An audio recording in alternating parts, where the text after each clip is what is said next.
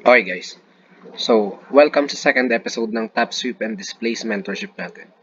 So last time, diniscuss natin yung basic market structures and how do we identify our trading range using high and lows, and then an introduction to the breakup structure.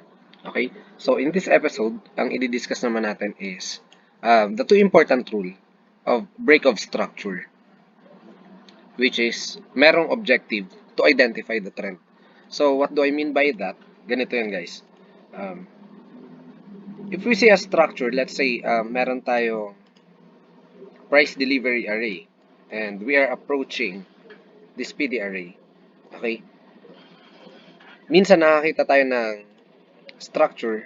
So, yung basic understanding natin dito na once na mag-tap sa POI natin yung price, and um, we have created a market structure shift. So, this is the time na maghanap na tayo ng fair value gap or another smaller time frame PD array na naka-align sa higher time frame PD array natin para ma-confirm yung direction. Okay? So, yan yung um, kumbaga yung typical understanding ng mga smart money traders when it comes to higher time frame POI. Okay? Pero dito, kaya ako idinagdag ito sa course, yung two important rules of breakup structure is to confirm na talaga magre-reverse na ba yung price or magko-continue pa siya sa trend niya. Okay, possible kasi na once na mag-create tayo ng higher low and then lower low, nag-create tayo ng panibagong higher low and then created another lower low, kahit ma-break natin to, okay, kahit magkaroon tayo ng visible market structure shift. So, hindi pa din siya confirm kasi possible ito ay maging liquidity grab pa din at magkaroon ng continuation. Okay?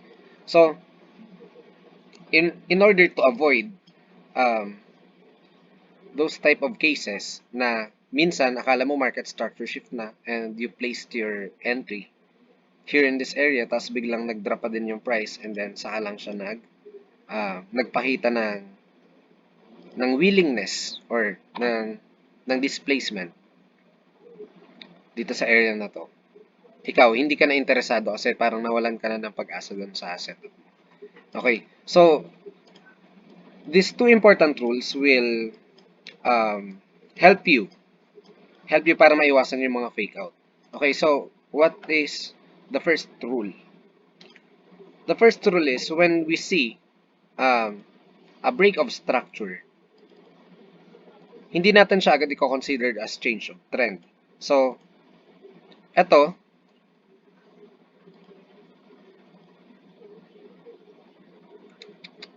nawala.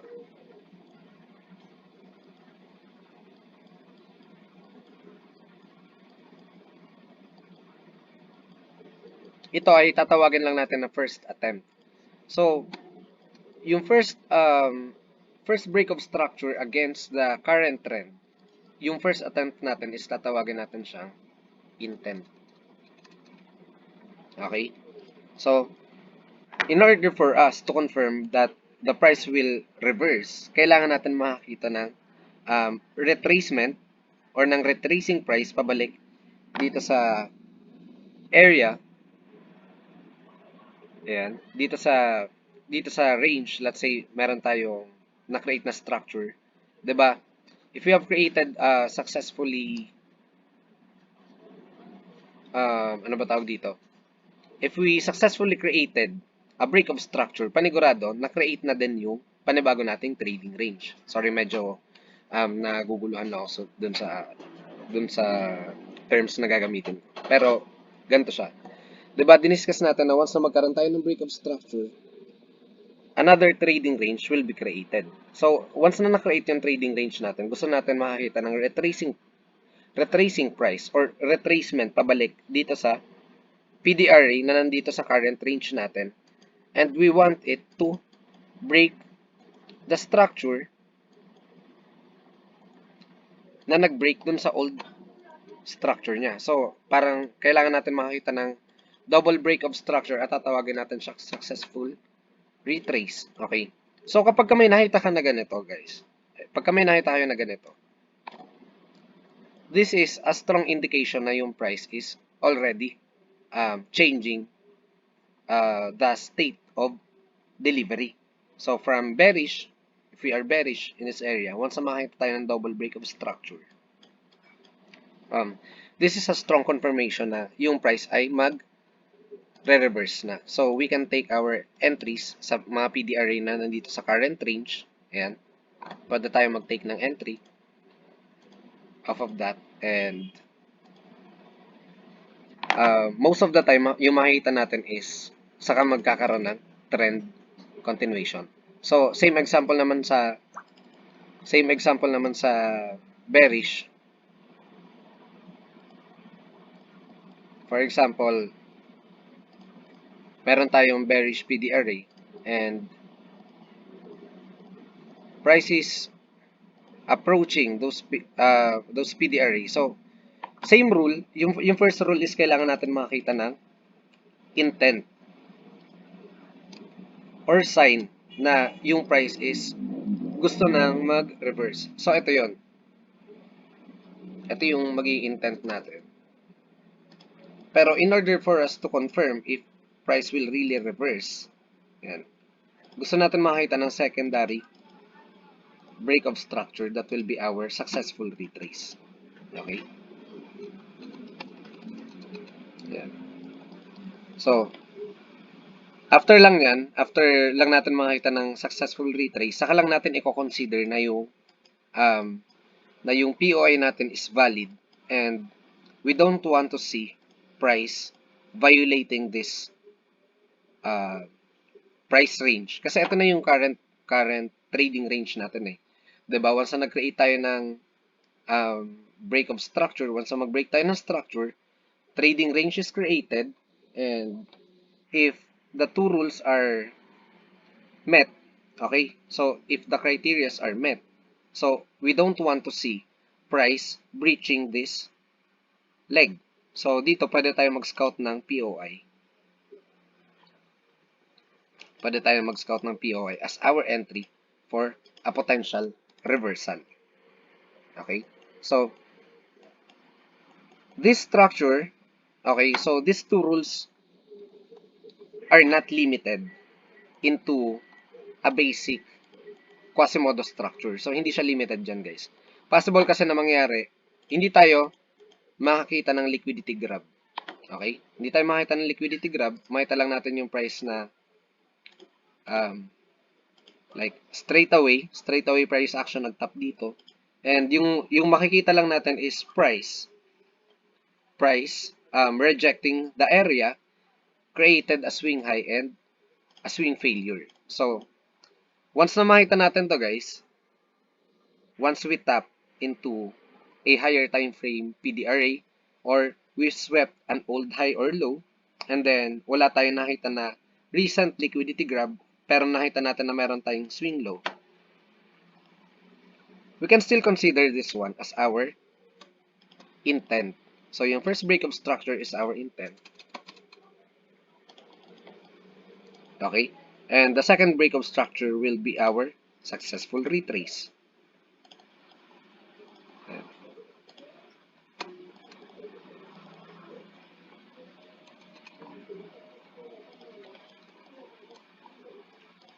Same sa bullish structure na possible na hindi tayo mabigyan ng liquidity grab or ng visible liquidity grab. Pwedeng hindi Quasimodo pattern yung makita natin, pwedeng straight away price action. But we can see that there is a swing failure. We can consider this one as our intent. And after we successfully retrace, pwede natin gamitin yung range as our entry for potential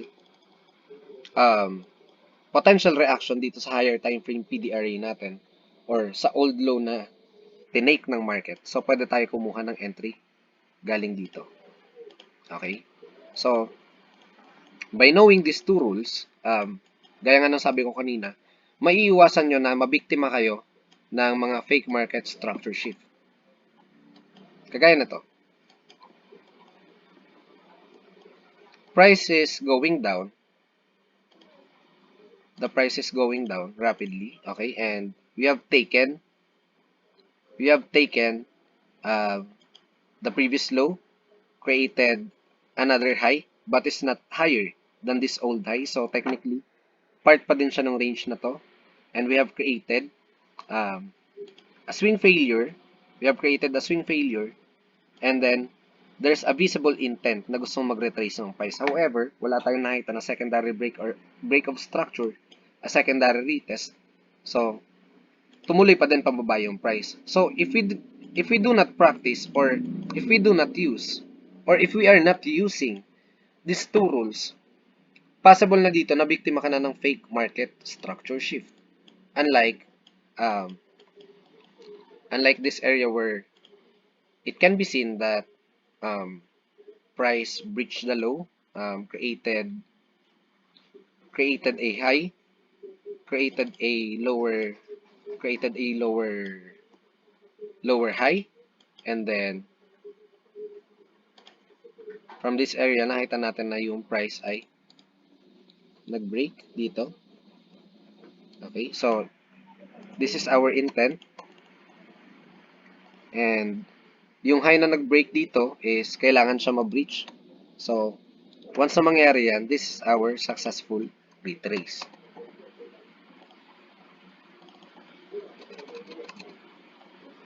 Now after that, pwede na natin ma-confirm. Pwede na natin ma-confirm na yung price is magkakaroon ng bullish momentum dito sa price delivery area na nandito na nagre-reside dito sa current trading range natin. Okay? So, this is our current trading range. So, in this area, dahil meron tayong visible high and low, ayan, meron tayong high and low dito na visible. So, dito tayo mag-scout ng entries natin kasi ito yung valid trading range. So, what is our primary target? First is this high. And second target is another premium array such as this breaker or imbalance na makikita natin na nag-o-oppose dito sa ating entries. So, yan yung mga pwede natin gamitin na target. And ito yung rules na gusto natin makita when we are trading the market. Okay. So, sa part 2 guys, yung i-discuss naman natin is yung market structure shift and yung first line and last line of defense. So, see you on the part 2.